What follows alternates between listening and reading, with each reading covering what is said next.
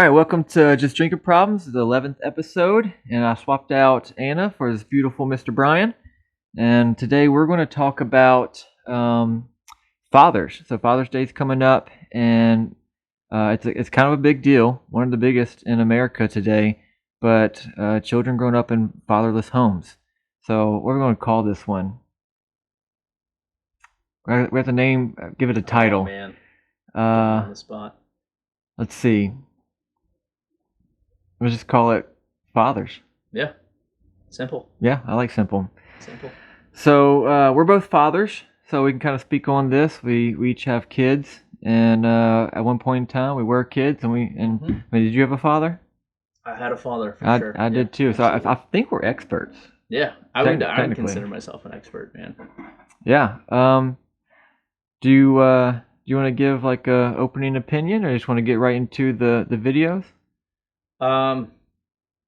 Yeah, I mean, I'll give if you don't mind, I'll give an opening opinion and then just a little background since you said we are experts as fathers, right? So, my take on it is fathers are critical into rearing children into social, economic, all sorts of well-being, just in society, in persons, right?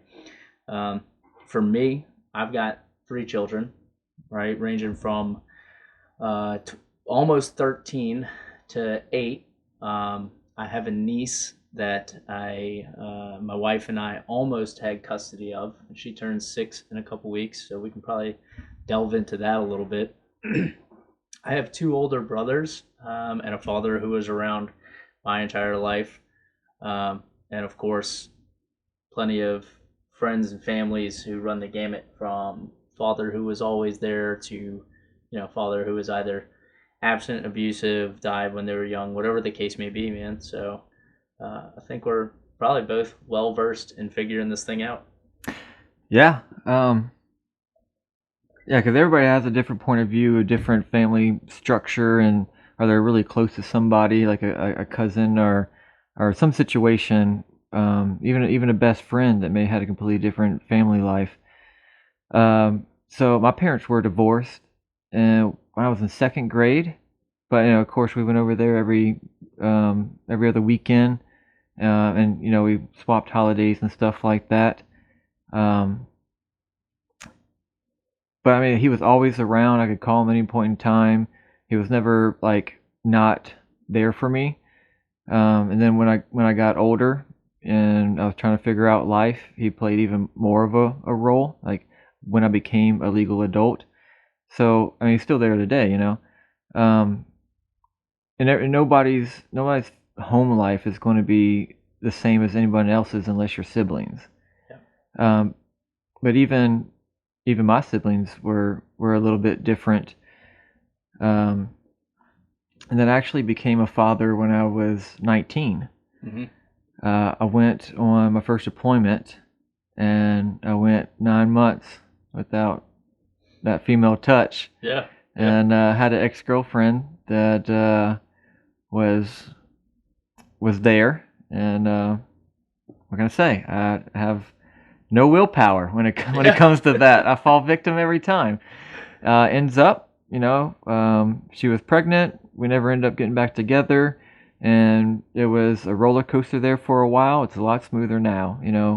He's much older, and we've kind of figured out how this thing works. But I mean, I was a kid. I was scared to death, and I didn't know what the hell to do.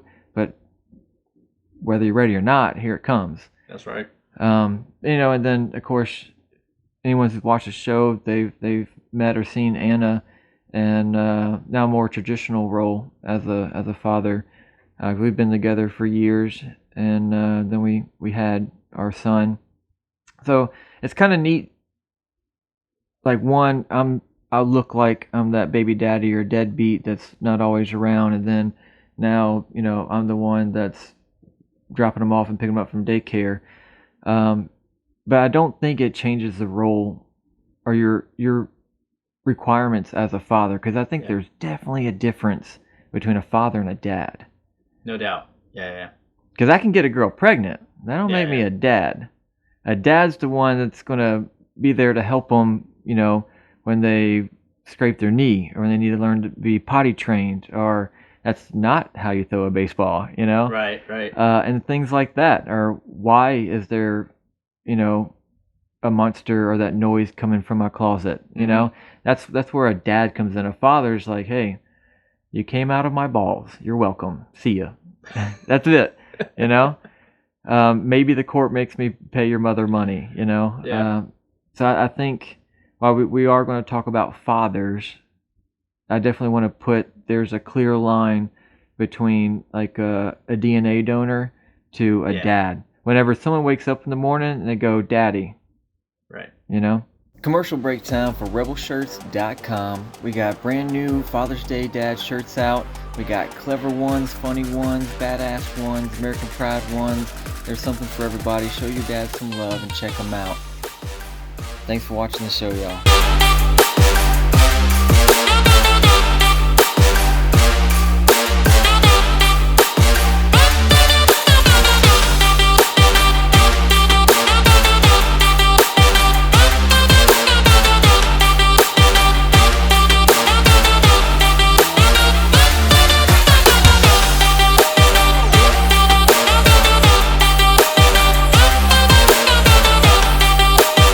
So yeah, I think that's good opening statements. Let's bring in some of our content here. Do you want to start off with these websites or hit some videos? We can go ahead with the website, man. So, Okay. You got it. let me see. So just kind of looking at some stuff, getting prepared for today. One of the first links that popped up, it's Pediatrics of Franklin, and they talk about the importance of fathers in the emotional development for children. So you can see here, right, it says fathers, just like mothers, are pillars in the development of child's emotional well-being, right? So the father needs to be there to promote inner growth, strength, how the child is developing. They set the bar with relationships with others. So in other words, if you see how your father is reacting to other people, are they treating them kindly? Are they treating them respectfully? Or are they being bullies? Are they kind of sloughing people off and being indifferent? That is what the children are going to seek to do. And as it goes down here, it shows the difference between the daughters and the sons. So the interactions between the daughter and her father, the daughter's going to pick up on that and look for relationships in the future that mimic that, right? So when they're seeking a partner, when they're seeking friendships, when they're going out with those things, they're going to be looking for those people who emulate their father, right? So if you're treating your wife with respect, if you're treating other people with respect, if you're fun loving, and lay down rules that make sense and are fair and things like that, then that's what she's going to go for. She's going to look for someone who is caring and respectful, and fair, right? If, on the other hand, you're emotionally, physically, or verbally abusive, if you don't treat people well, whatever the case may be, and you start to see these young women who go for those bad boys, like in a not good sense, like an actual bad boy, well, okay, either maybe they were fatherless, or they had a really bad father, or they had a bad male role model, right?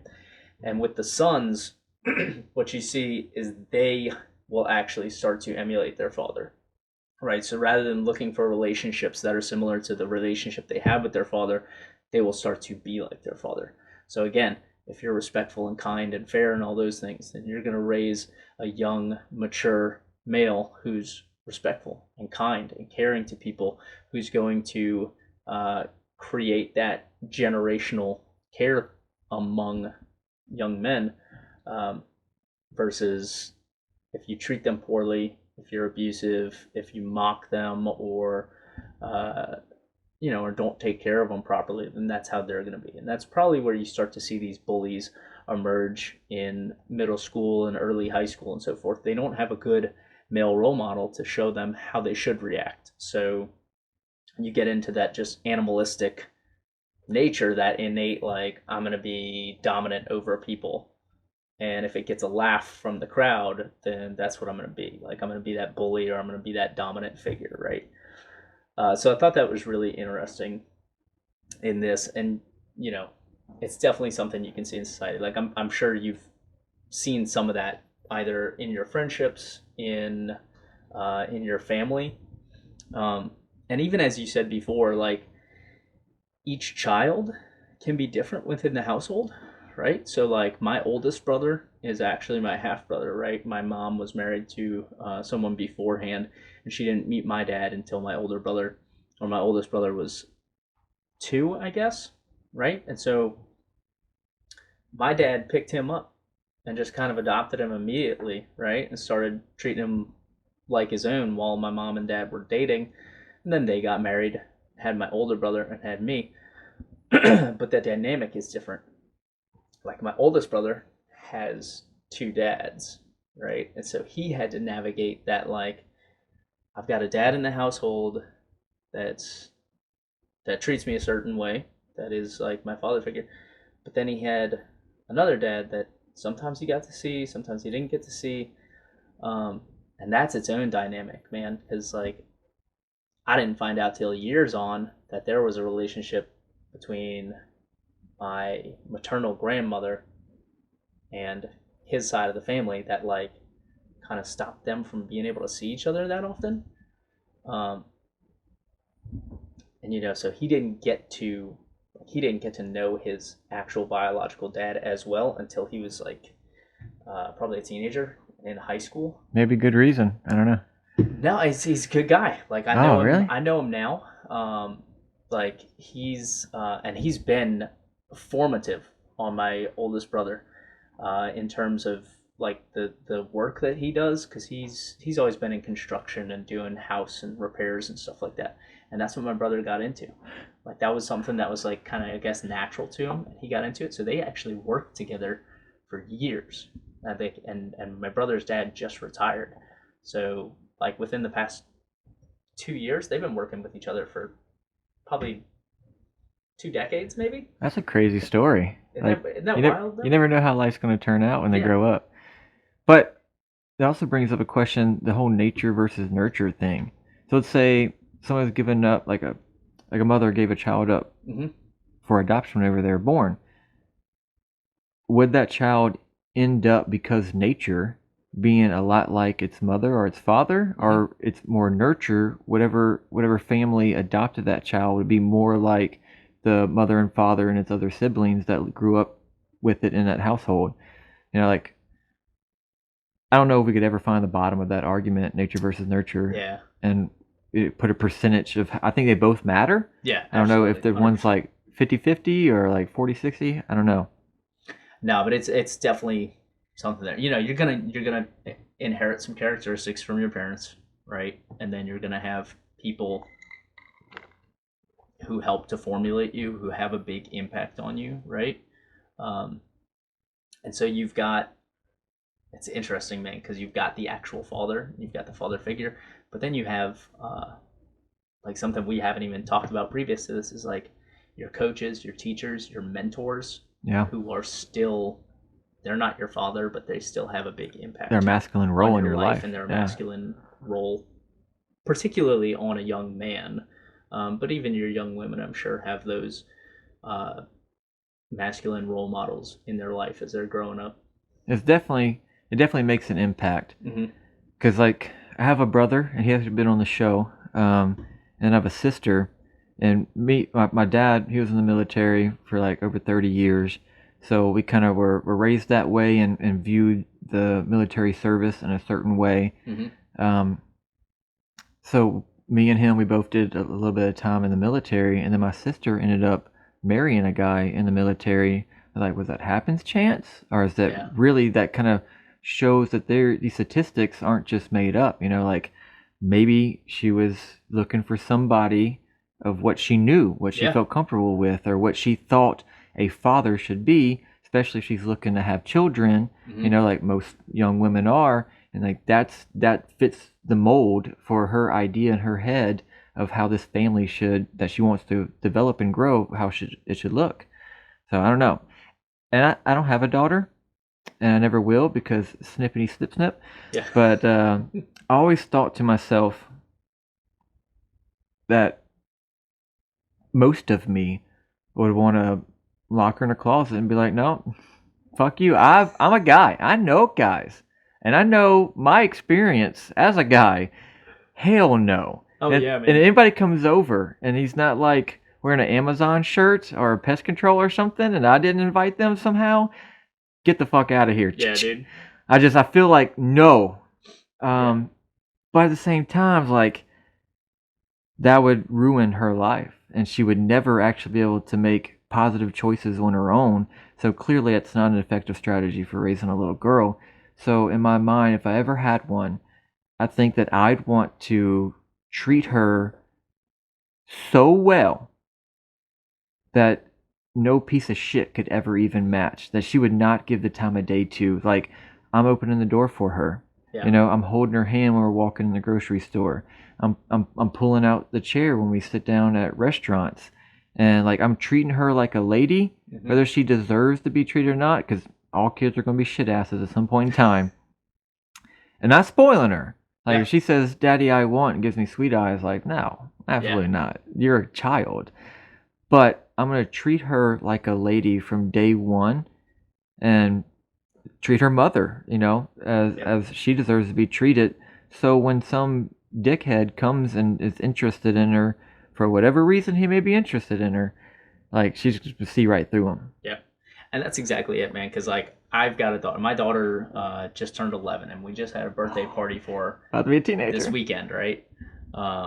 So some friends came over, and there was an older daughter. She was maybe 14, so older sister of one of the kids who came over to the party, right? And she was dressed a certain way, right? So my wife and I and the kids are driving. We're in the car yesterday. My wife turns to me and she's like, "Hey, did you see what's her name? How old do you think she is?"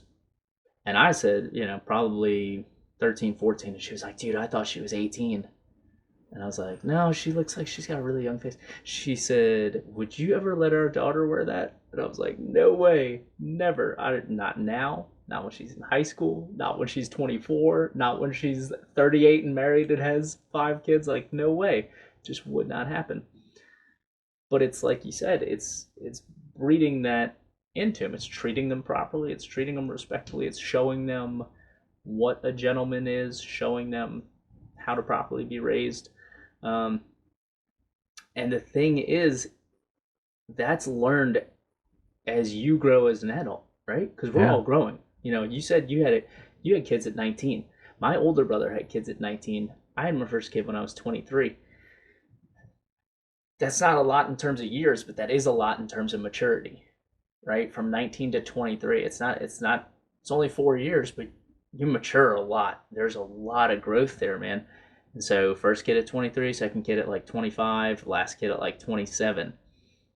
I've done 4 years of child rearing between my first kid and my last kid. So when people are like, "Oh, well, the oldest kid gets treated such way and the baby gets treated another way," it's like, hold on, man. You've learned some things. You're kind of a pro. You're able to ingrain some different. You can impart some different kinds of knowledge, and you've learned like how rules work and how punishments work and whatnot. Even the simple things, man.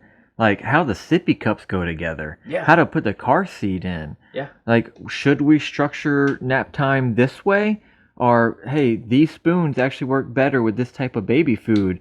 Or, like, when they get this rash, or when they start getting this sound, like, you just kind of have it's not, oh my God, I don't know. Like, dude, when he first came, he was like a little alien, and I didn't know what to do with him. Like, when I first saw him, I was scared to fucking death, dude. Yeah, honestly, I was there when he was born, and I don't care what anybody says. Like, you ask some grandmother, they're all beautiful, they're all perfect, right? And that's great.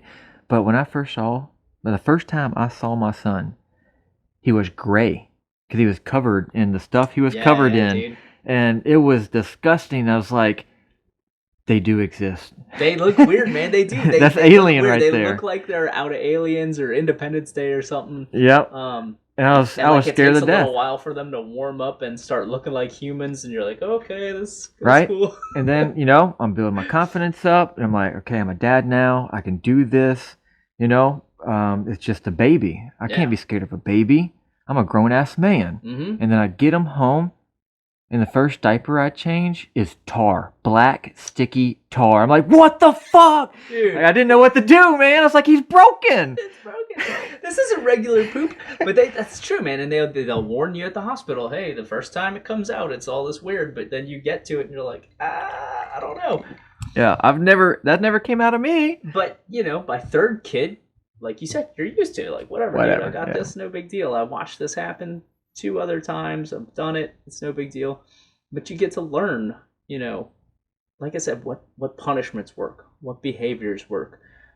What hills you're willing to die on. Like, I know what I'm willing to argue about and what I'm not willing to argue about. Yeah. Or what I'm willing to put up with versus what I'm not willing to put up with. Like, especially with the wife.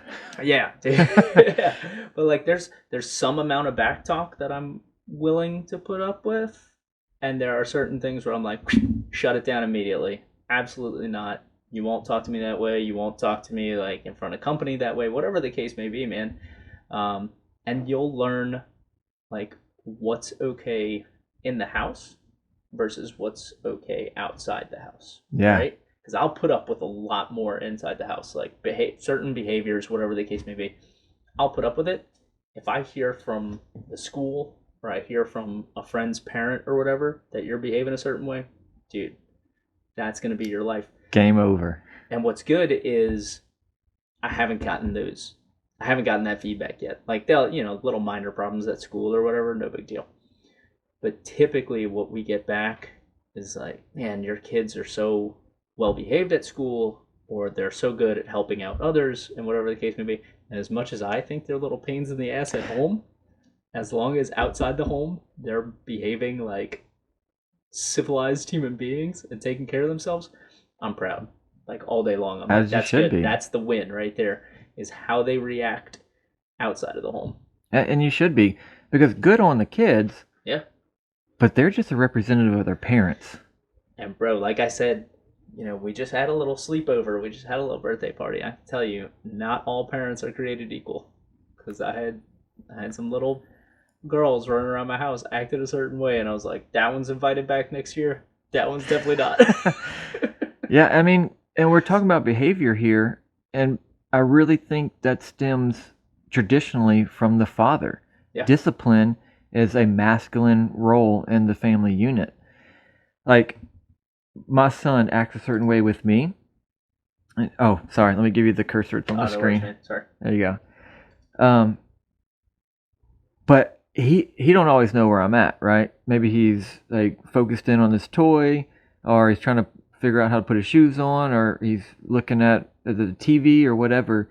And when my wife interacts with him, he'll treat my wife a certain way, and he don't know that I can hear or I can see him.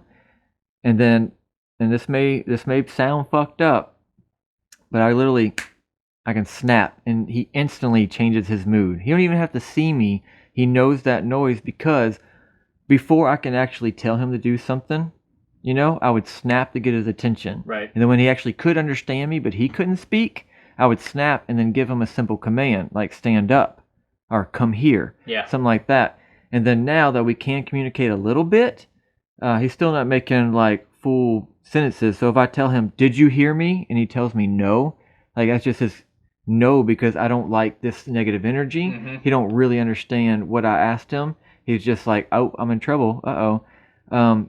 But it's at the point where I can just, like that, and he immediately changes his whole attitude, behavior, whatever was on his mind is no longer there. And it's incredible. And I love it. But it proves a point. My wife sees it too, and we can talk about it. And it's because when I walk into the room and I ask him to do something, it's not really a question. Right. It's you're going to do it, otherwise you know what's about to happen. Yeah. When you go in there, you ask him to do something, and then you ask him to do something, and then you ask him to do something, and then you start to raise your voice, and then you start to or something. Yeah. Like, I don't get there. Yeah. I'm like, you're going to do it the first time. If you didn't hear me, I'm going to flick you in your head. Now Yeah. I have your attention. Now you can hear me, and you'll do it this time. Or there's going to be consequences, and I don't have to tell you what they are. You know, because this happens every single time that you choose not to obey. It's just so simple, Yeah. and they operate very well that way, like a dog, like any. And maybe like, oh, you raise your kids like dogs, or you physically harm your children. Like, no, I'm teaching them discipline. Because guess what? When they grow up and they have this substance on their Yeah. person and they get stopped by the police, or they're in the workplace and they choose to do this instead of why they're actually hired to do, Mm-hmm. like, they're going to have major consequences that affect their livelihoods and maybe their families down the road. So a parent's role, and mostly a father's role, is to teach them how to be an adult Yeah. from the time they're born till the time they're adult and they're outside of your control. Mm-hmm. In between there, love them, have fun, enjoy each other's company. But I think that's a father's job. Yeah. So I was trying to find it and see if it was in one of these articles because I thought I remembered reading it, but whether it's there or not doesn't really matter. Um, something I read before was about how children look to their father for that, for the guidance and the rules and setting those left and right limits on what they're allowed to do. Right. I mean, we know, it's indisputable. Mothers and women inherently are caring. They show you the caring and the nurturing part, right? And the man's role and the father's role is kind of twofold, as we've talked about. Set the left and right limits and kind of teach you how to act, and then be supportive and protective, right?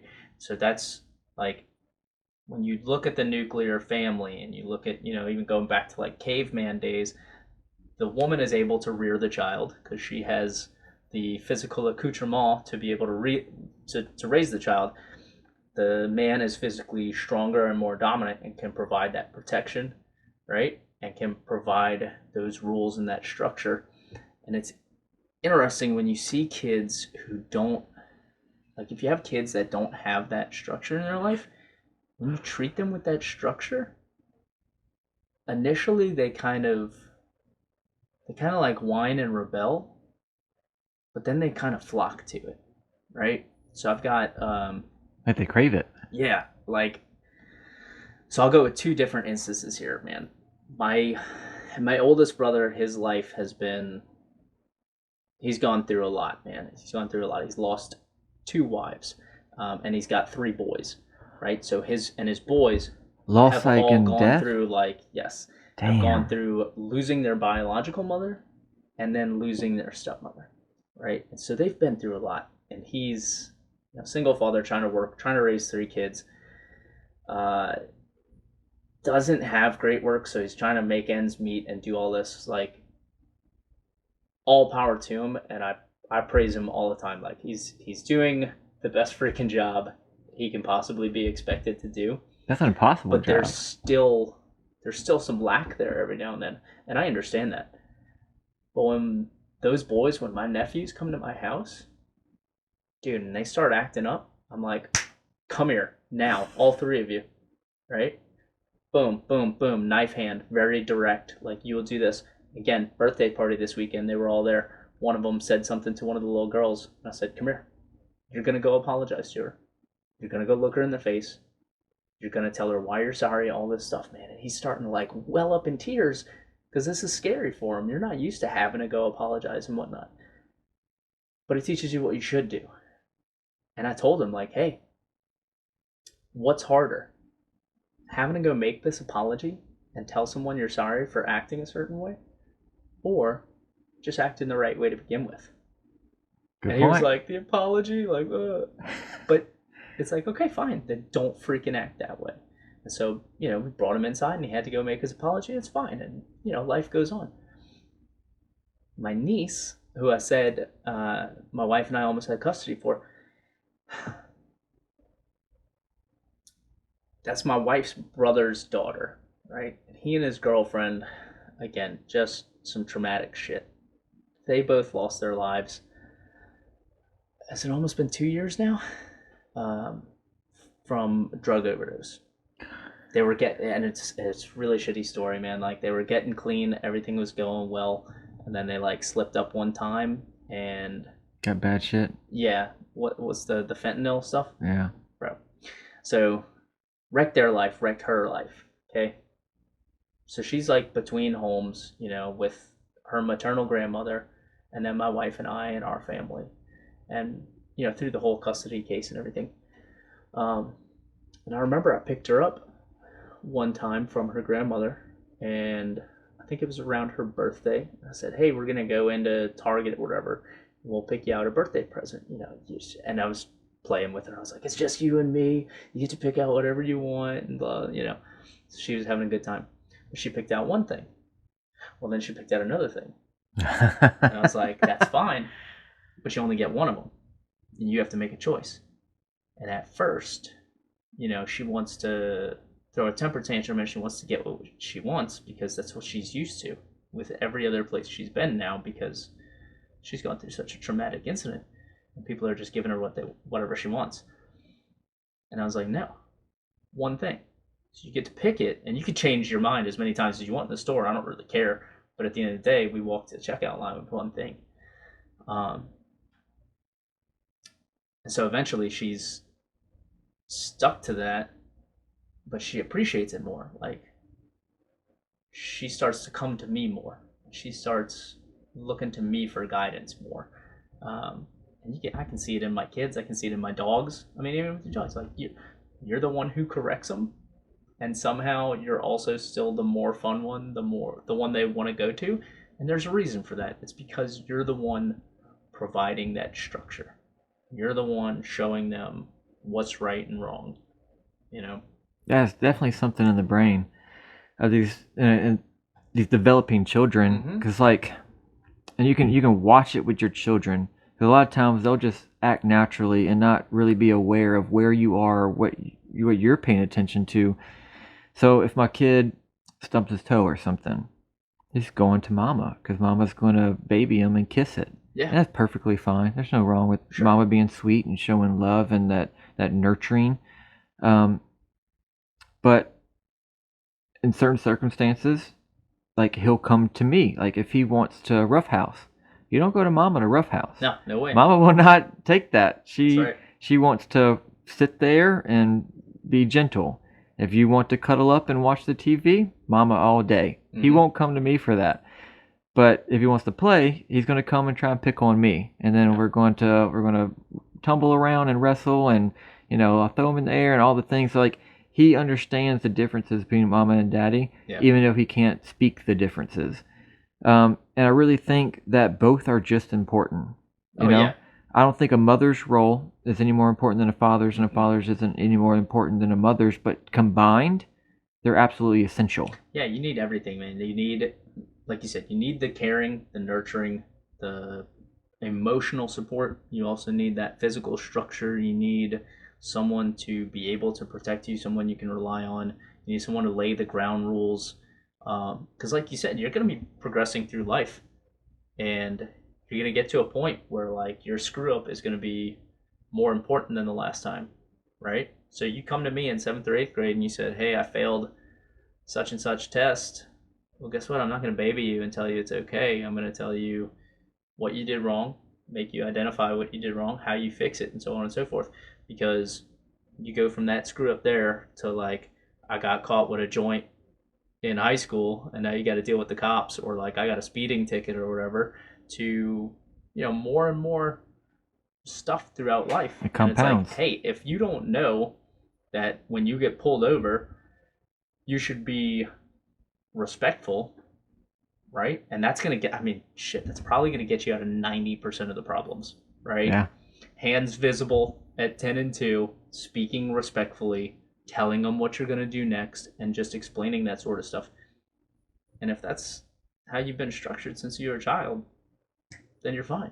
It's easy. You don't even think about it. Versus, some of the stats that you can look at that you've shown me before that we can get into, I'm sure, here in a little bit, is like when you get into crime, when you get into who's incarcerated and who's homeless and all these other things, and it's like, hey, there was no structure there. Well, no shit then, right? Like, pretty simple. Yeah. I think that's because and why both sides of that. You have your discipline and you have your strength, and then you have your caring and your nurture. Why you need both of them is because, like, hey, I just had my first heartbreak. Yeah. She said she liked me, and then now she likes him. Mm-hmm. You know, like, well, to us that's silly.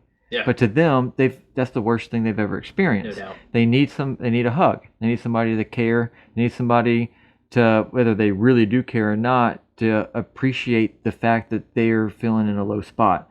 And then they need somebody to tell them, like, hey, if you don't want to have these consequences, if you don't like the outcomes of your actions, then you can make better decisions by doing this. Right. And if you think beforehand, you can do this, and you will actually be proud of yourself for getting to yourself to this accomplishment or achieving this. So you need the structure, and you also need the emotional support. Mm-hmm. And the man and a woman are really traditionally, right, because that's not a blanket statement. Right. There's some men that aren't really men, and some mamas, they'll whoop your ass. Yeah. But traditionally, the man and the woman, they play those roles because it's by nature. Yeah. And if you are a kid and you're lucky enough to have both of those in the household, you kind of have everything that you ever need to develop and grow into a complete whole person. So I don't think one or the other is more important. I think they're both necessary. But in today's society, it's way more likely that a child is going to grow up without that male figure in their life, and they just have the mother, so they only develop with half of what they really require. Yeah, yeah. And so it's I guess it's kind of both, man. Like, there's a good instance where they're growing up in a single parent household, but there's also a good instance where, and nothing against it, man, but there are same-sex households and things like that.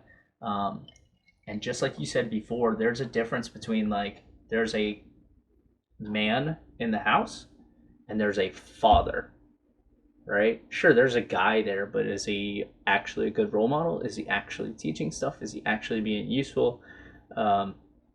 Is he is he super effeminate and, like, never stands up for himself and is a complete beta that is, which is what I would consider toxic masculinity, like poor masculinity versus, like, actual toxic. yeah, versus being a masculine, useful role model. There's a huge difference there. And that's, like, one of the things in this article that I found interesting as I went into it. So this is a similar article as the one before. Key notes here, right? Fathers play an important role in a child's development, can affect child's social competence, performance in school, and so on and so forth. Fathers can also affect child's well-being indirectly. Supportive relationship between parents is linked to better self-regulation in a child. Countries such as Norway and Sweden attempt to engage fathers and mothers equally in caregiving. And this was one of the ones that I thought was, like, that's awesome, really interesting, right? Because it says Norway and Sweden attempt to engage fathers and mothers equally. I'm like, okay, well, what does the U.S. do, right?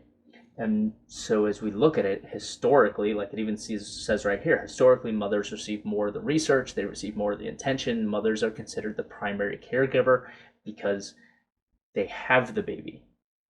Well, bro, it takes two to tango, right? Like, yep. Mother doesn't get to have a baby without some sort of input.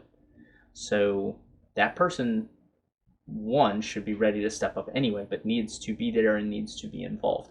And they are equal.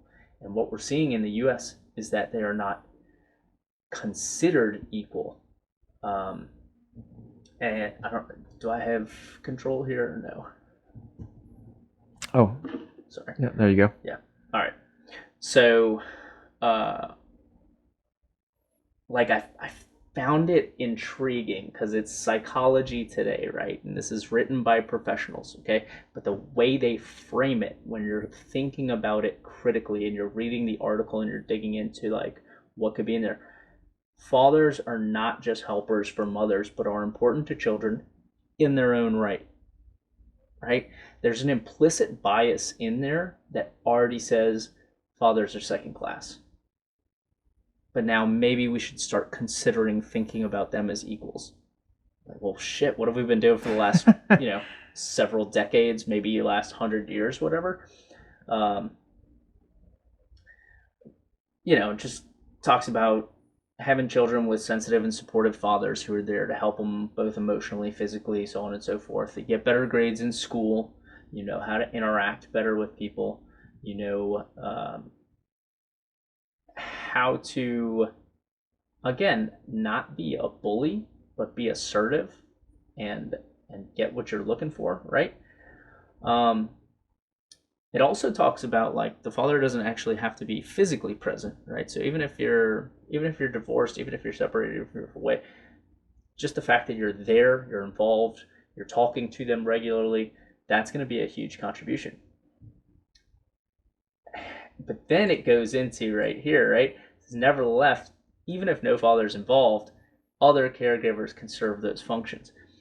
And this is what I was saying. So even in same-sex households and things like that, like, yes, you can stand in and you can provide those attributes, you can provide that role, you can serve those functions, but it's still not the same.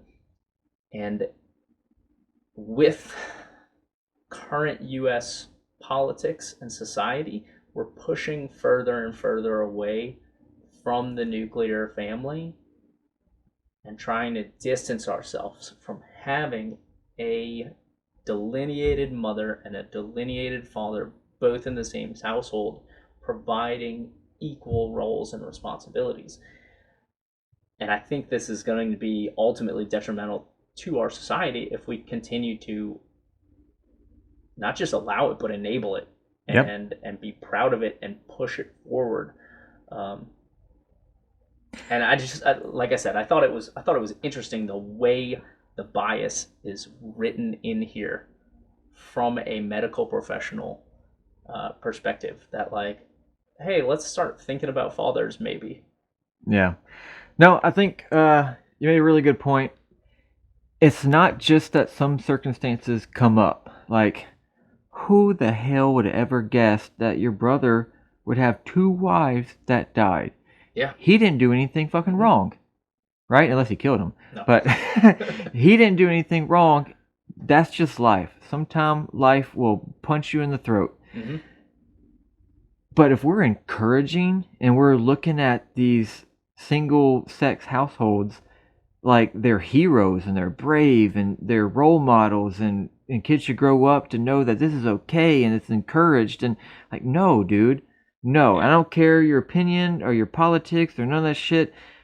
The best thing for a child, and statistics show it, is a mother and a father. Now, there's varying degrees. How good a mother is and how good a father is, and they could have drug related issues, or they could be arguing with each other every single day, and it'd probably be better for the kid if they divorced and went their separate ways. 100%, dude. And every household's going to be different than the next. But in general, if you have a father that performs the masculine role, and you have a mother that performs the feminine role, it's going to be a better environment for that child to develop. And even though you have, like, let's say there's a lesbian couple and they want to adopt, like, that's their freedom. Yeah, man. Great. Yeah. Do you. And that kid would probably have a better life with them than it would in the foster care system somewhere. 100%. But if you're trying to be the father, but you're not actually a father, and El Camino is not an F-150. That's right. You can pretend, but it's just not. Yeah. And then, like, if you're a man and you're trying to play the woman role, like, everyone can see through it, including your child. Yeah. You're just not. It's not authentic. Yeah. And I'm not saying that it's wrong. I'm not saying that it's right. There's complicated issues, but the statistics show that the best thing is a man and a woman that are in a healthy relationship that can rear and raise a child. Yeah. Every single time, they're better off in life. And that's the point of raising children. We don't have children because they're an accessory.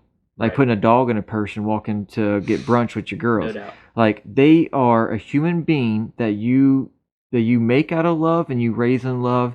And your goal is for them to go out in the world and be a decent person in society and be productive and just continue they're your legacy. So their children are only there because of what you did.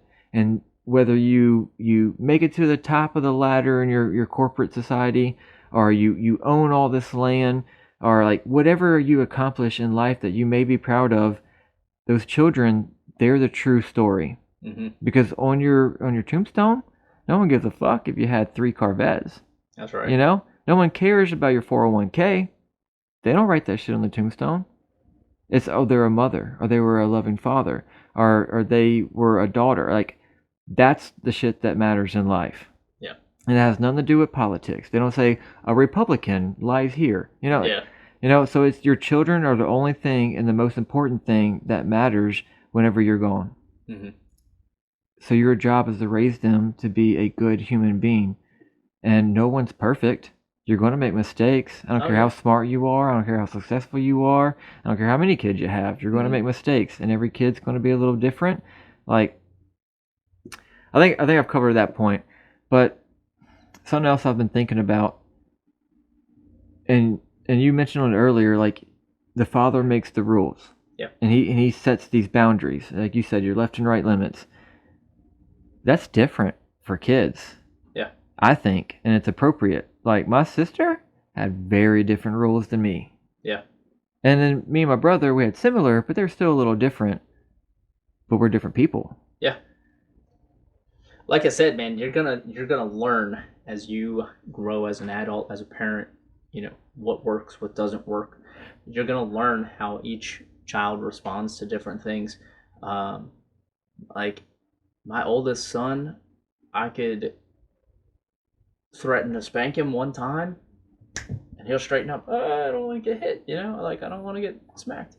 My youngest is like, if I tell him he's disappointing me or bothering me or upsetting me, man, like, oh, he'll break down, dude.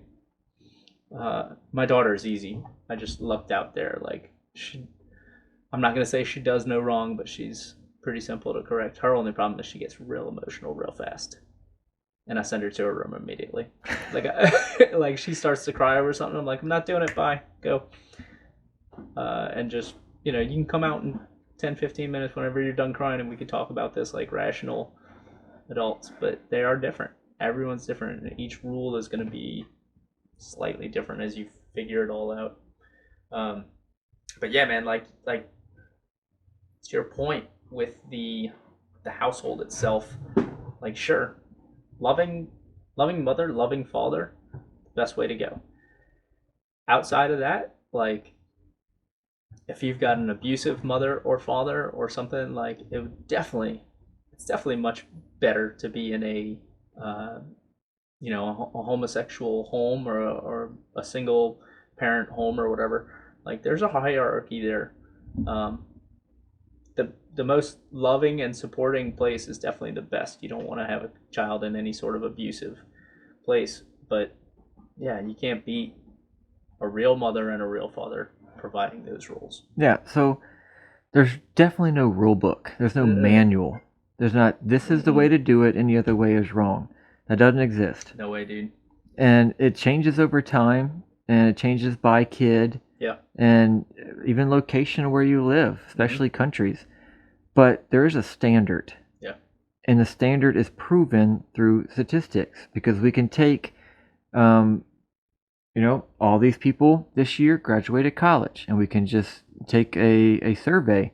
How many grew up with a mother and a father in the home, in the same home, you know, and then how many people were put in prison this year? How many didn't have a father? Yeah, dude. Like, and so we have numbers and that prove a point. And I mean, sure, maybe you grew up with a mother that's coked out and a father that's, you know, in and out of benders on alcohol or something. Like, clearly that's unhealthy. Yeah.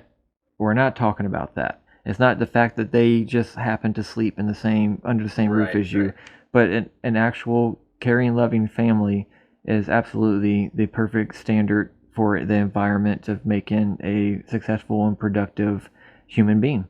Yeah. From birth to adulthood, and even past that, because I don't care if you're 18 and you can now rent Yeah, an man. apartment, you're not a You're fully not an developed adult. adult. No way, dude. There's a lot of times that, I mean, I'm in my 30s and I'm Yeah, like, me what too. the fuck am I doing? You're still like, I don't know, man. You still got to go to your dad or your mom or somebody and be like, Yeah, hey, because they got a somebody help me. lifetime. They Yeah. got a lifetime of experience more than me. That's why we have mentors. That's why we have parents. Like, you got to go check them out. Yep. Man, I think we definitely hit all the high points. Do you want to just kind of see what the rest of the world views Yeah, about man. these topics? Let's hear them. Let's hit some of these shorts.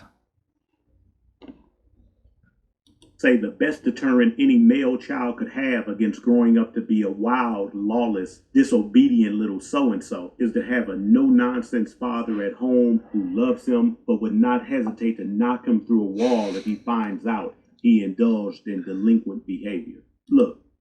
Yeah, dude, I'm totally on board with that, 100%. Yes.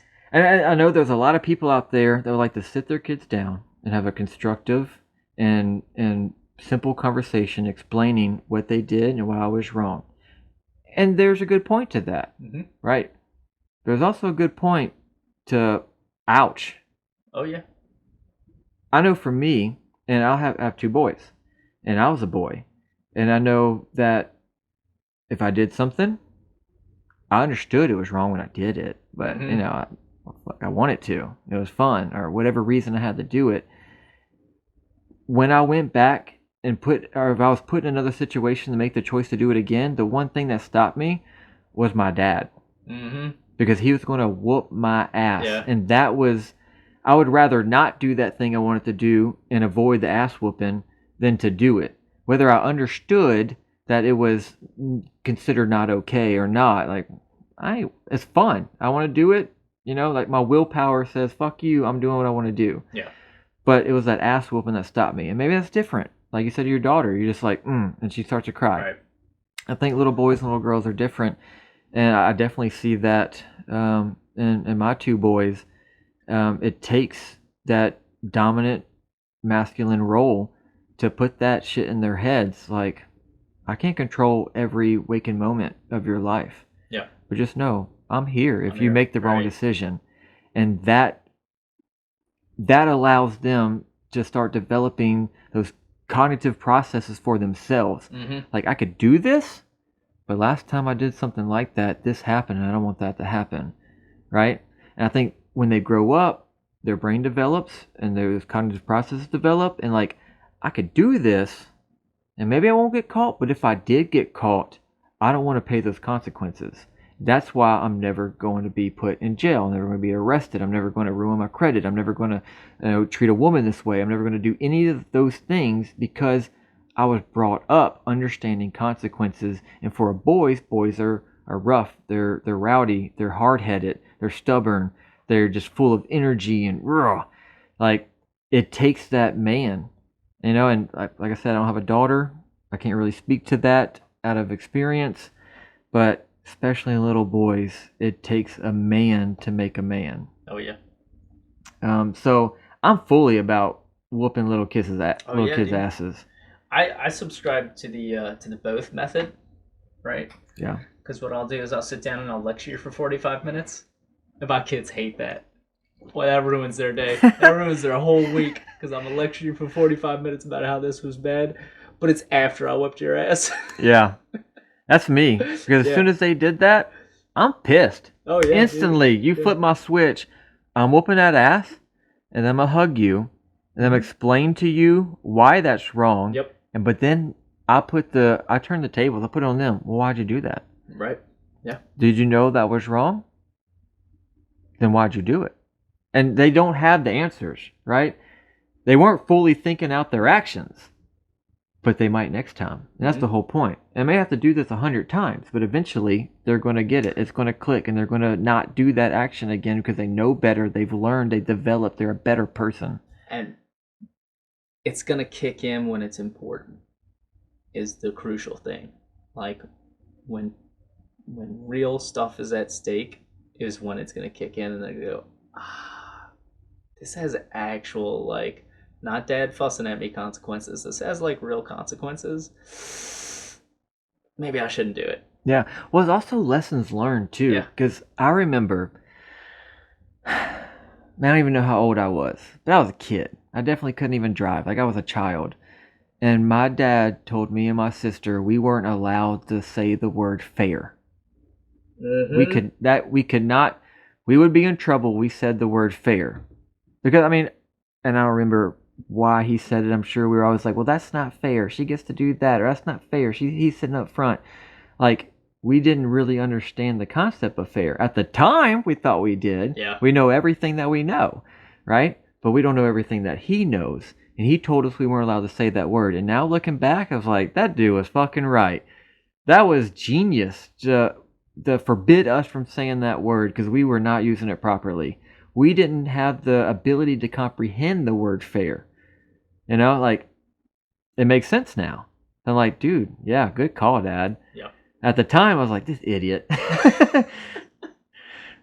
You can't stop me from saying so. I'll whisper it to myself. No, man, I would think that's some great advice, man. Don't use the word fair and leave out the word can't. Yeah. Right? Those are two words you shouldn't be using with kids. That's such a kids shouldn't be allowed to use. dad thing to say. Yeah. Whether you think you can or you think you can't, you're right. Yeah. Next video? Yeah, man. Let's see what else the world says. Okay. Oh, Candace Owens. This is my other wife. Yeah, right? Of what's impacting minority Americans. If I had to make a list of what... All right, so there's Sorry. I want to get from the beginning. hierarchy of what's impacting minority Americans. If I had to make a list of 100 things, white nationalism would not make the list. We don't see hearings on those bigger issues. You brought up the inner city communities, which is a huge issue. Black on black crime, the breakdown of family, I think is the number one thing that's contributing to that. And we never hear anybody talking about what happens when you remove a father from the home. In fact, I would argue that right now we have a social environment that is hostile towards men and it does not inspire masculinity or being a man and what it means to be a father figure in a household. Black Americans are definitely suffering from the breakdown of the family. When I say that liberal policies inspire that, what I mean to say is that via the welfare system, we are quite literally seeing the incentivization of bad behavior. When you know that your family gets more money, as a single mother, you will get more money if you don't marry the father of your children. You're not going to marry the father of your children. I've seen this firsthand. Based on the hierarchy of what's impacting. Such a disservice to those children.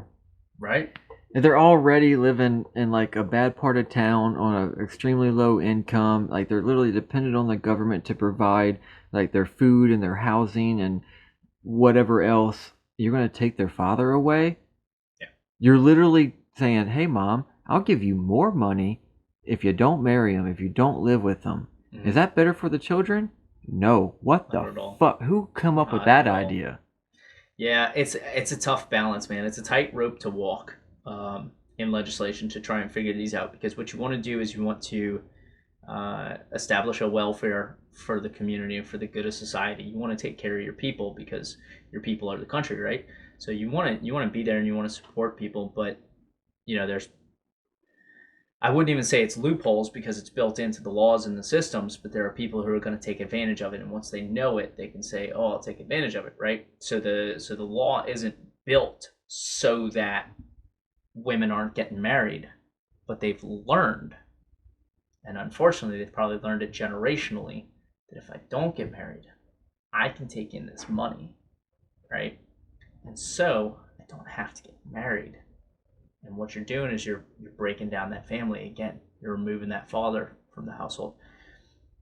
You might be replacing that one father with 2 or 3 or 4 baby daddies potentially, right? Not in every instance, obviously. So the law is there to help people, and many people need it, and it's very useful. But there's a bunch of other people who are taking advantage of it and using it just to get that money. And like Candace points out, you know, you're talking about disservice to minority communities, and you know, what does our country look at as number one is white nationalism, dude. And like I've taken classes, I work in Homeland Security, like I get it. It's a big topic. But then you look at the statistics and you're talking about maybe 400 or 500 cases a year out of a population of 330 million. Yeah. So you're like 1 every day or 2, or maybe like 1 to 2 a day. and half of those aren't really even substantiated necessarily, or like kind of blur the line with white nationalism. But you're talking about like incarceration of minorities, incarceration of black men, millions. At what rate and for what? And you're like, wait a minute. And then you've got, I mean, it's a whole other topic, but just the prison system and how many people we have imprisoned, and is there any sort of like actual turnaround? Like, are they getting better? Are they getting rehabilitated in any way? Are they coming out better people socially, or are they just going through a revolving door of going in the prison system? Because I think it's more the latter. I think it's a revolving door of the prison system. So we are just, I don't know if it's intentionally, but we are failing as a society through the prison system to, I mean, minority families in particular here with this video, but really anybody. Like, we're pulling fathers out of the home, incentivizing single motherhood, and incarcerating people at a rate that we probably don't need to be incarcerating them at. Yeah, that's a huge deal, and I think it starts at home. Yeah. As you're being raised, as you're understanding the world, as you're learning who you are and what you're capable of, if you're brought up into this system, that's exactly what you know. Oh yeah, dude, 100%. So it's just like we talked about. You know, there's generational. We've built good things through generational fatherhood, right? But just in the reverse, like generational absent father homes. So what are you going to do? Like, oh, my dad was through the prison system, so I'm going to be through the prison system because all I know is, you know, doing X, Y, and Z. I was watching a TED Talk earlier. It was he was a prison guard, maybe, something like that. But he grew up without a father, and part of his discussion was like, hey, I didn't have a father, so all I knew was, you know, what makes me a better man? How big am I? How hard can I hit? How much money I got in my pocket? How many girls can I get? Like, all these things that are not the mark of what makes you a man. And that's what's going to come up generationally, because society taught them that. You don't have a father figure in the home, so what are you going to do? You're going to go to those other people who don't have a father figure in the home because they're available. The ones with the father figures are somewhere else. Right? So you're going to go to those people and you're going to be like, well, dude, if you got a big fat stack of cash in your pocket, you're good to go, man. If you got a bunch of honeys on your arm, like, you're good to go. And that's just not it. That's not what makes you a man. That's not what makes you. That's not how you build a long-lasting, happy life. Right. And like, and vice versa for the females too. Well, my mama raised me and all my siblings without a man. I'm gonna do that. My children are gonna do that. I don't need a man. It's just the way life works. But it's not actually. There was a system that was developed long before your time, and maybe it was started with good intentions, but the outcome was not good. Yeah. Yeah, I mean, that could be a whole other episode, the welfare system, because I definitely have some viewpoints on that. No doubt. But getting back to fathers, you want to hit the next one? Yeah, man, let's see what's going on. All right, so there's a lot of people talking about 90% of homeless statistics. Kids, or 90% of runaways, no dad. 63% of youth suicides, no dad. 85% of behavioral. You thought I was making this shit up, huh? No, I believe it. I've seen it live. High school dropouts. 71% of all high school dropouts, no dad. 70% of juvenile in-state operated institutions, no dad. Like, these are like such profound differences numerically that this should frighten the living shit out of you about you not being a present, intentional dad. Yeah, absolutely. Those are some major fucking numbers. 90% of homeless people. So if you went and talked to 10 homeless people, there's a high likely chance that 9 of them didn't have a father growing up. Correlation, causation? So that was 90% of homeless and runaway youths is what he was talking about. So I don't know, like, in terms of the adult homeless population, if it's the same, although it's probably pretty similar. But still, like, I don't know exactly where those statistics are pulled up from. I'd be curious to go look them up. Think of any one other statistic. Nothing. There's nothing that would have that kind of impact on people. Yeah. Nothing else exists. It's 70% of incarcerated people, like you were just talking about. Yeah. That's not even 50%. So if you take 2 people in prison, well, one had a father, one didn't. No, you're talking about 7 out of 10. Mm-hmm. That's much worse. Much, much worse. And maybe those 3 that had a father, maybe he was that drug addict or drunk or something like that wasn't really a good father, and maybe that led him in. I'm not saying that if you were great parents, you did everything right, they went to Sunday school every Sunday morning, and you were involved in their school and their sports, and that they can't veer off and take a bad path. Of course, anything can happen. But statistically, the nuclear family works. Right. And it has worked for thousands of years. We're not even talking about America. We're talking about humans here. It just works. And whenever you take a piece of the puzzle out, you don't have a complete system anymore. Yeah.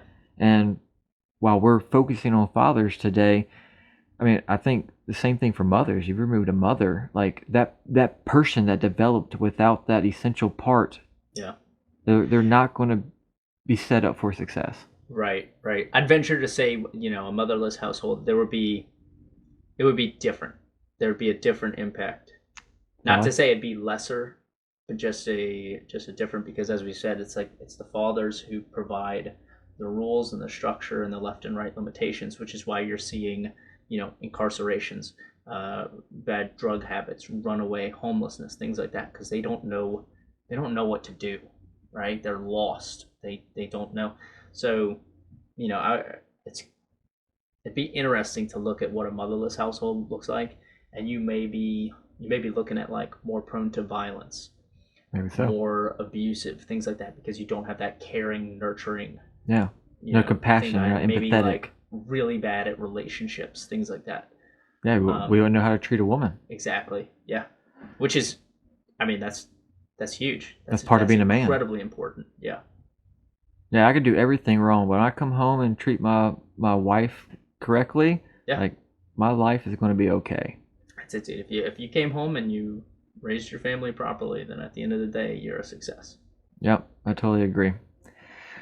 All right, on to the next one. All right.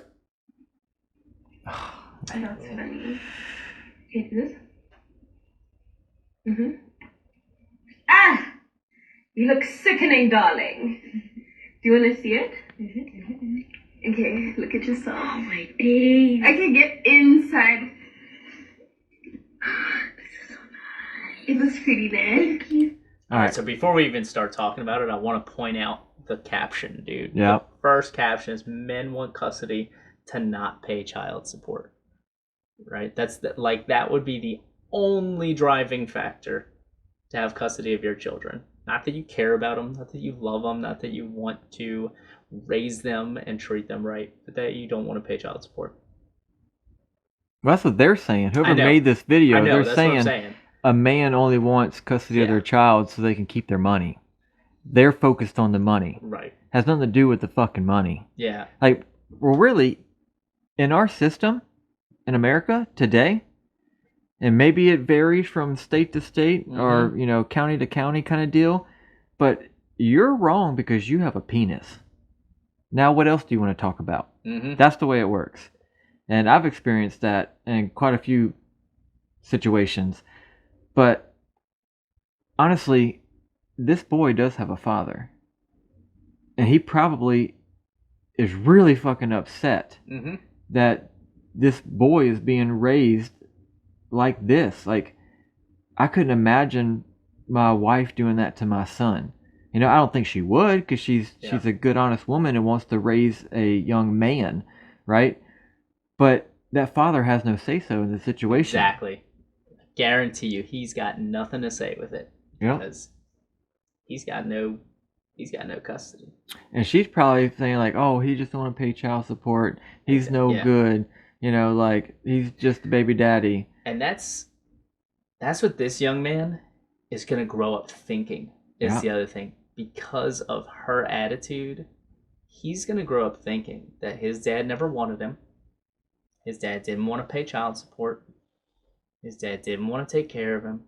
Didn't want to be there for him. all those other things. But mom's here for me. When- Mom wants to take care of me.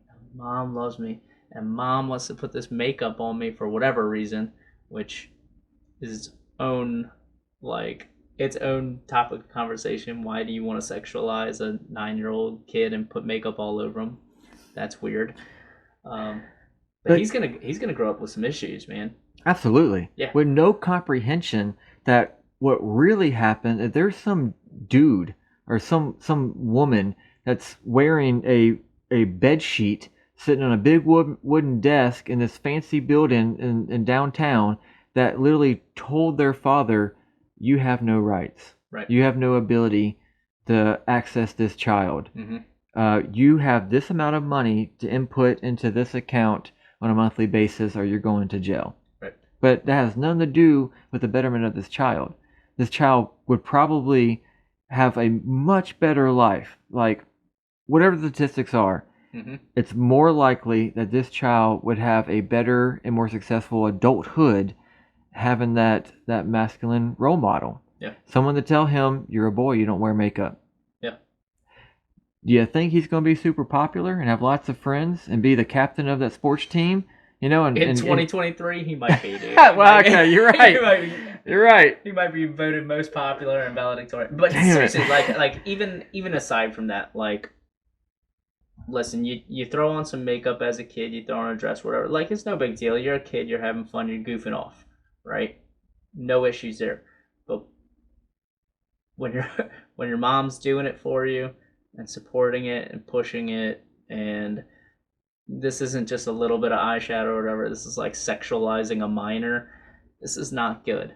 And there's no male role model there to set some boundaries, teach this kid how to behave in social environments. Like, he's gonna have issues that are going to be, like, I'll say his own fault, but are gonna stem from the mother, and the fact that he doesn't know how to properly handle social situations. And then it's going to be everybody else's fault. Well, everybody else doesn't treat me right. Everybody else treats me this way or that way. And that's what, my depression and anxiety and stuff stem from. And that's not the case, man. They're going to say that's the case. They're going to say, oh, it's a social thing and you guys just don't accept enough where you should accept enough. No, you don't know how to handle a social situation because you didn't have a male role model there to help you figure that stuff out. And now you're projecting on other people what is an internal struggle and an internal problem. Because of your mother. Because of your mother. And it's really not his fault. No, it's not his fault. It's the way he was reared, and it's again, it goes back to what you said. It's a generational thing of, like, more than likely she was raised with no father, and possibly for a couple generations there. And so she said, well, I can raise this kid without a father. I can do it on my own. I can raise him this way or that way. Clearly, she doesn't want the father involved, right? And unfortunately, the kid is going to wind up raised with some probably significant issues. He's probably going to turn into a statistics. He's probably going to be a suicide attempt because, let's face it, you look at the transgender community right now, they've got like a 40% suicide attempt rate. There's a reason. There's a reason, and I think it's not a social thing. I think most people accept it.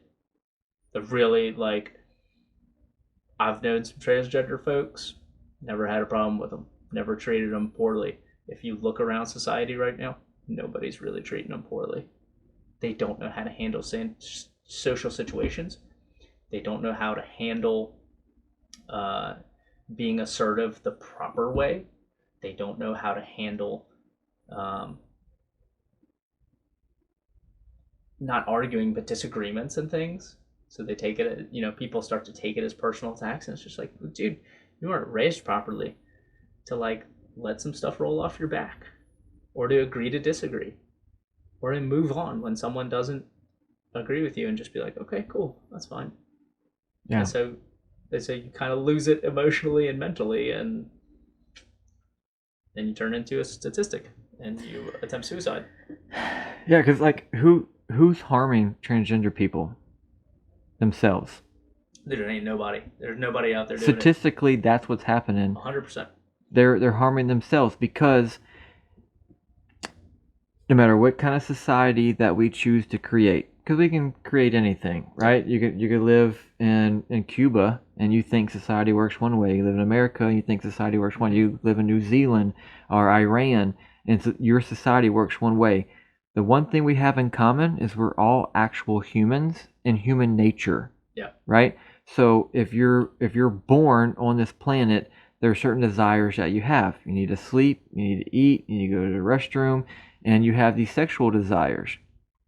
And I'm not saying that I fully comprehend the whole homosexual thing or bisexual thing or transsexual thing, but overall, the only reason that there's 8 billion walking, breathing people on the planet because man and woman are meant to go together. Right. Right? So regardless of whatever culture you were born into, human nature always wins out.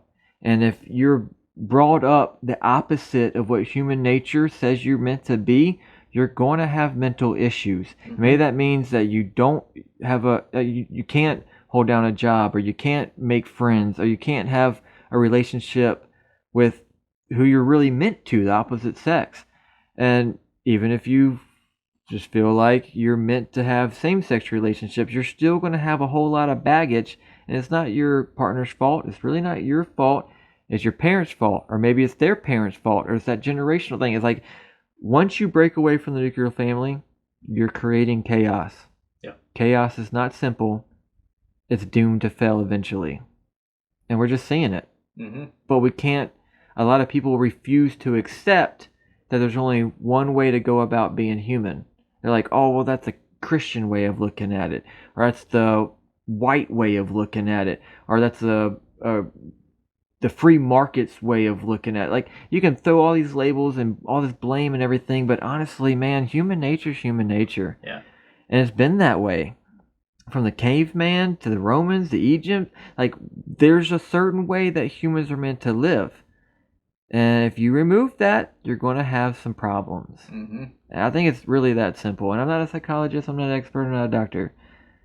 But you can just look around, man. Who's successful? Who do you know that's successful? That didn't get their fame from being just obnoxious. Like Dylan Mulvaney, that transsexual for Bud Light kind of fame. Yeah. Like, obviously, very famous, probably making great money. But how long is that career going to last? You know, that's more of a fad thing. Look at someone who's actually built a very successful company, or someone who walked on the moon, or someone who did anything, like actually saved a lot of lives by creating this new medical technology. Like, anyone who's really successful is because, I don't forget what it's called, but there's tiers in your life. Like, once you've accomplished, like, I have water, I have food, I have sleep, I have safety, I move up, I have a positive relationship, I get an education, you know, I've all these things that I built a foundation for me to excel as a human being. You're not doing this kind of shit. Yeah. That's just human nature. And I don't think whatever your opinions are politically and society-wise, like, you're not going to defeat human nature. It's going to win every single time. Good luck with that kid. Yeah. Wish him the best for sure. What happened? One of the hardest things about shooting a hand. One of the saddest things on the face of this earth is seeing how many kids out there don't have a father, and not because he's not trying, but because there is a court or a mother standing in his way. The fatherless generation has been manufactured. Yeah, I think he's right. Dude, I mean, unintentionally great follow-up to the previous video. Yeah. Right? Yeah. Either a court order or that mom didn't want that young man to be around his father, to have his father's influence, and it's going to be an issue. You know, that kind of brings an idea. I don't know about you, but I think, in my opinion, I become a better dad, or more effective dad. Just overall, I grow every day as a father. You know, sure, as a person as well, but whether I've been a dad for 5 years, 10 years, 15 years, I get better. Like I would at anything else. Yeah. Anything that you do for longer, you're going to gain more experience from. So if it's my first child and I have no experience being a father other than maybe having one, like of course I'm not going to be great at it. But I'm going to be better when that kid's 5 years old. I'll be better when that kid's 10 years old. I'll be better when he's 15 years old. You know, like I'm also growing with this child and my experience of being a father. And the closer I am to this child, the more I can relate to them and their individual personality. So if there is a concern about, like from a mother's point of view, like I don't know if this man is going to be a good role model for my child. Well, he's growing too as a person, and he's growing as a father. Like I think I'm a better father today to like, so my son's very, very young, not even in school yet. I'm a better father to him than I was to my first son. Mm-hmm. I've done it before. Yeah. Gotta give him the opportunity, right? So Yeah. like, don't, advice to women out there who are going through this, don't shut them down. Give them an opportunity to be involved in their child's life. If you're going through a divorce or you weren't married when you were having a kid, whatever the case may be, give that man an opportunity to be involved in the child's life, because trust me, it's gonna make a big impact on him. And I think fathers have a little bit of a harder time starting out.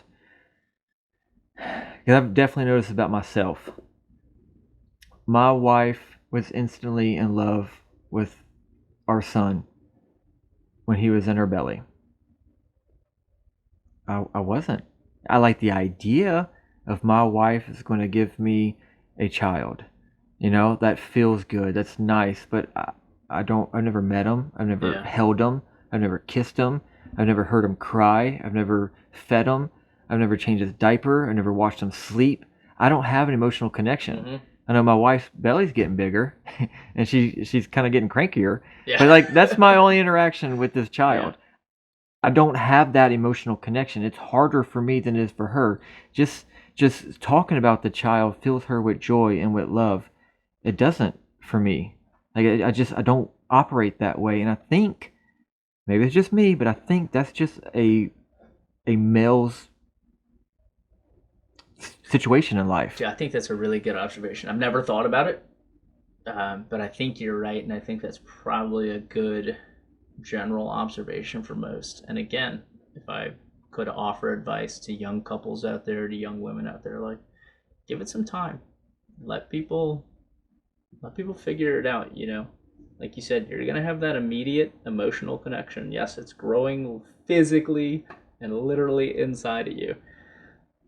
The man hasn't seen it as much yet. So let it occur naturally. Give him some time to make that connection, to make that attachment, and let each other grow as adults and parents and everything. And then admitting that may make me seem heartless, but once I met that child and like I rocked that child to sleep, and I was there providing and assisting that child in living, like it grew, right? And like now, if there was whatever hypothetical situation where it was my life or his life, like there was no question, there's no debate, there's no hesitation. Like absolutely, I would die just to provide him another 5 minutes of breathing. Like absolutely. But that's not just inherent because I impregnated this person. There's a process that I think a man has to go through. Anyway, that's just a different aspect or point of view. I gotta watch that one more time. I'm sorry. Please indulge me. Let's do it. Oh, sorry. The U.S. has the highest rate of children living in a single-parent household of any nation in the world. About 80% of single-parent homes are led by single mothers, at a rate of 23% of children living with one parent and no other adult. The United States stands over 3 times the world average of 7% of children raised by one parent. If there is a statistic to not be competing in, this is one of the statistics. This is the stat everybody wants to hide. And this is the stats where the side effects of this, we ain't gonna see for 2 decades or 3 decades or longer. 90% of all homeless. I think he's right. There's consequences to pay for the situation that we created in our country. And if you look at the definition of a superpower, it's their ability to enforce or inflict their will on the global aspect, right? And because of our Navy primarily, but our military might and our DoD budget ever since World War II, we've been able to police the globe. So you can say United States is the only superpower maybe that ever exists to this scale for sure, but like Russia sure has their shit, and China has their shit, and Britain's are, they're all of UK and Europe, they're powerful to an extent, but we are the most powerful nation to ever exist, ever in human history. That like there's no competing against that. It's a fact. Why are we leading in some of the most embarrassing statistics? Mm-hmm. Like, we should be far past this. Yep. Like, we should be trying to help nations with this problem. And I don't know the answer to it, but it is sad. No, I do not know the answer to it, man. But it does, when you're talking 23% of our households are single parent households. And again, there's nothing against those who are in that position, and have to be. And it's not necessarily by choice, and they're raising kids and they're doing a great job, man. There's plenty of them out there. But there are those other ones that choose the single parent lifestyle, and maybe don't understand the effects. Again, this guy's about to go into the same statistics we just heard. 90% of homeless and runaway youth, 63% of teen suicides, 63%, 2 out of 3 teen suicides are because there's a single parent household, typically no father, right? That is insanity. Yeah. And why is it important? Those kids are our future. Yeah. Me and you, we got a few decades, maybe 5 decades, whatever if we're lucky. We're dead. Yeah. These kids are going to be left behind, and their kids are going to be left behind. They're the future of our nation for sure, but and everything that encompasses, like, depending on your political view, whatever you hope to see in the future of America or this continent or this planet, as far as the human race, like, the kids are the future. Mm-hmm. That's why fathers are important. That's why these statistics matter. We're literally talking about the future of freedom here. Yeah. I mean, because you can look at other places that govern their people different, and we've seen how that worked out in history, and I don't see a bright future for them. Mm-hmm. And definitely not a happy, joyful, human life experience. I think America is the beacon of hope for the human race. And sure, I'm absolutely biased, but Yeah. those kids are really what's going to be the deciding factor. And if we're setting them up for failure, then what can we possibly expect? Yeah, man. It is a shame that as society we aren't doing better. Yeah. Well, we got quite a few. How you feel? It's up to you, man. I mean, we can continue going through if you want to. There is one. Let's find it. Click to the next one. Let's go through. I want to see. It's this one. This is the one I wanted. This one, and just let's go with this one, man, because this is, I think, just the epitome of what the difference the father can make. Yeah, like how bad it can actually be without a father. Yeah. Crazy confession. My mom was in the room right next to me, right? Okay. And there was 5 dudes at my house, okay? Okay. All of them trained. Yeah.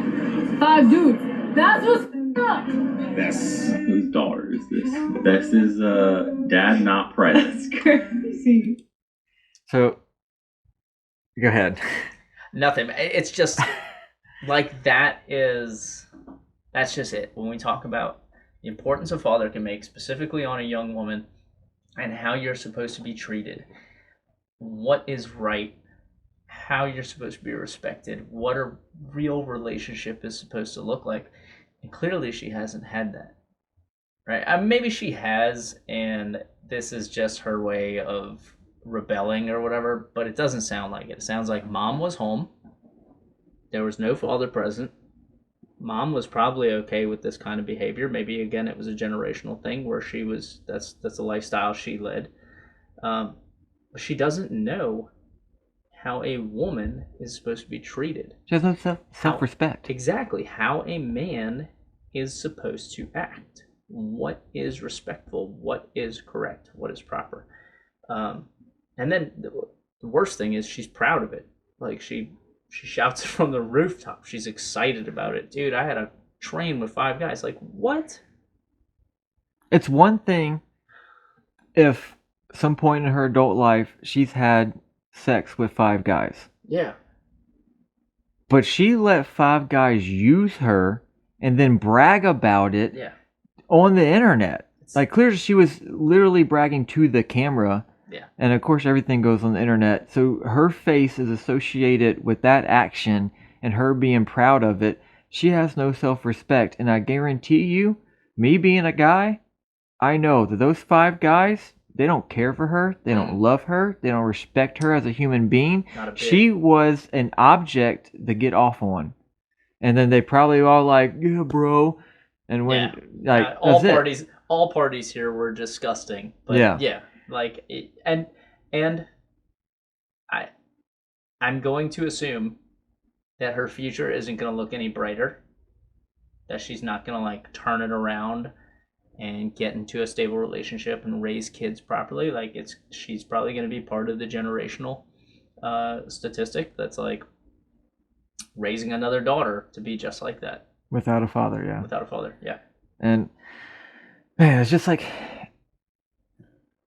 if that was my daughter, of course I would be very, very upset and disappointed and all the emotions.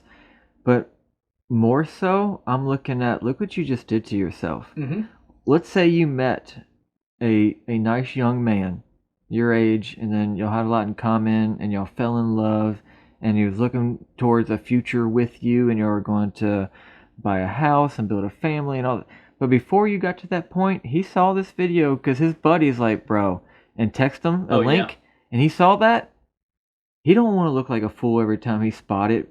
You know, he don't want his parents to find this and then view him because he's with her. 100%. Like, she just detrimentally hurt her reputation as a human being because she had such a lack of self-respect. And even worse, she was proud of that action. Yeah. Like, look what I did. I'm that good. I'm that cool. Like, look at me. You know, like, man, it's just so many bad things. And I don't see any good coming from this. No. Like, I mean, maybe she'll start a career in porn and make a few million. Hey, what do I know? But most likely it's all downhill. That's necessarily a good thing, but no, yeah, I mean, I guess maybe for your bank account, but otherwise, yeah, I mean, and I say this from where I think my true joy comes from. It's that white picket fence life, man. Yeah. Maybe some people could look down upon it, like you're such a tool, or like you're part of the system, or whatever. But dude, it just works, man. It does, and it's great. It's just, you don't have to reinvent the wheel. There's already one. Just ride on it, man. That's right. And you have a happy home, a happy wife, happy kids, happy life. Yeah. I think that about sums it up. You got any knowledge to drop, or you want to? Nah, man. Let's close out on the good example of a father. Yeah. Okay. I think it's third one from the right there. All right, let's try it. Oh wait, is that what you want to do? Yeah, this is the one. Okay. Yeah. I like it. How does a giant tiger shark is pushing a 100-year-old sea turtle? Maybe you think it's a tiger shark hunting, but the tiger shark pushed the turtle over the side of the boat. The people could hardly believe what was happening before their eyes. When they picked up the turtle, they were dumbfounded. Turtle tangled in a pile of rope. Rescuers first cut the rope with a knife. But it's not over. This is just the beginning. The turtle's neck was wrapped several times with a rope. Turtle shed tears. Maybe he can't take the pain anymore. Rescuers reassured him. Turn him over. The turtle seemed to understand that the group was trying to save him. Stop moving. If he still doesn't get help, I'm sure it won't be long. Rescuers use a knife to cut the rope wrapped around the turtle's neck one by one. Put medicine on gauze. Disinfect the wounds of the turtles. After disinfecting the turtle's wounds several times, rescuers put it back in the sea. A giant... That's insane. That's If wild. that's real, that's insane. Do you think a predator, a dominant predator in the ocean, do you think they have, like, one, do they have the cognitive ability to realize this turtle's in trouble and then the humans can help and send it to this floating thing in the water? Like, if that's the case, that's an incredible story. I don't know, man. It was remarkable. But you showed it to me earlier, and I was like, we got to watch it again. Yeah. Then again, it's on the internet. It's on the internet. I've watched all the Transformer movies, and they looked real as shit. They look real. So, I don't know, dude. And I don't know. But if that's the case, I would say that tiger shark, that's a father. That's a good father, man. That's protecting. That's even knowing your own limitations, right? So, like, I can't help you in this situation, but I can get you to the person who can help you in this situation, which, goes to some advice for fathers and for children out there, right? Communication. You got to be able to talk. You got to establish a good relationship to where open communication is okay. It's acceptable. They can come to you with problems. They can come to you when there are issues. They're not scared about it from all the repercussions, right? So you set those left and right limits and you enforce them in the appropriate ways where you're not causing fear or anxiety, right? So that people know that it's okay to come to you with the problems and work through them, right? And then knowing your limitations as a father, being able to say, hey, look, maybe I don't know how to handle this situation, but I know someone who does. Maybe saying, hey, look, I'm not good at that thing that you're really interested in. Like, you're really interested in computer games or a certain type of sport or whatever. Like, I'm not good at that, but let's find you the right thing and get you involved in it because it's going to help you progress as a person. That's a good dad. Yeah. That's a good dad. Wrap up what you're saying is be a tiger shark. Be a tiger shark. That's the kind of dad you want to be. Absolutely. I like it, man. Well, dude, thanks for coming on the show. I thought it was a great topic, great conversation. I think you have a great personality in front of the camera, and you have a lot of a good insight and input. So I appreciate you being here. Yeah, it's cool. I enjoyed it. This was great. Anytime you want me back, I'll gladly come back. Cool. Well, I think I'm gonna start a thing. I've never had a second guest other than Anna, but I think whoever comes back for a second time will get a free rebelshirts.com shirt. Nice. Yeah. Excellent. So check out rebel-shirts.com, and we also can't forget about Freedom Weight Loss Clinic. So if you have those frustrating pounds that you can't seem to get off, check out freedomwlc.com. And I think that's a wrap. Excellent, man. All right. We out. Yeah.